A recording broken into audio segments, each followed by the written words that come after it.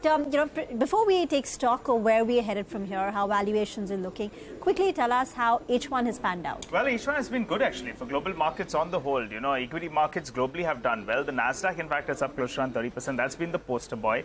And it's on pace for its best start to the year, the best in the last 40 years. So that's telling you the kind of party that's been out there. The Nikkei has been an underperformer, but that's come to the party as well. So a lot of those global markets have done pretty well. But India, we normally compare us with our peers. So we're bang in the middle. Compare us with the Bovespa, compare us with the Chinese markets. India has given you returns of close to around 6% in the first half of the year. But it's actually been a tale of two halves. The first quarter, you saw the index was under pressure and the FIs were selling.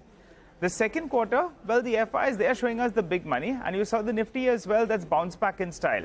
So though you'll say it's a 6% gain, what's so special about it? Actually, the second quarter of this calendar year has been a brilliant one in terms of flows as well as in terms of performance. Now, out of this 1,000-point gain, who contributed the most? Well, ITC. A fourth of that has come in from ITC alone, close to 25% of that. And if you just club these top 6 stocks that come up for you on the screen, you have 60% of the returns that come in from just these names. And if it wasn't for a couple of those names like Infosys or Adani Enterprises, we would have been up by another 200 points. So they have dragged the index by close to around 200 points.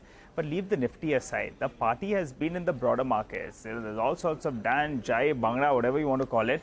Mid-cap and small-cap indices, that's where the money has been. No, don't look at only the index. Look at some of these stocks that come up for you on the screen. Frontline F&O names giving you returns of 60% in the first half of the year. Whether you're talking about Oro Pharma, you're talking about Chola Investments, KPIT Technologies, they've given you big returns. But it gets even more exciting if you go, you spread it out and you go to some of those small cap stocks that are a little larger now because they are up between 100, 150 and even 200% in the first half of the year. Second half is a little bit challenging because we have the monsoon progress, you have state elections that are coming in there. Not sure what the Fed is going to do next as well, and we'll keep an eye out on earnings. But those are the cues we know. HDFC is going to be a crucial one because we'll have a merged entity, so we'll keep an eye out on that. And finally, guys, good start to the year. But in the last 10 years, 7 times when we have had a good start to the year, when we have started positive, the second half of the year has been a little slower than the first half of the year. So this time, first half of the year, 6%.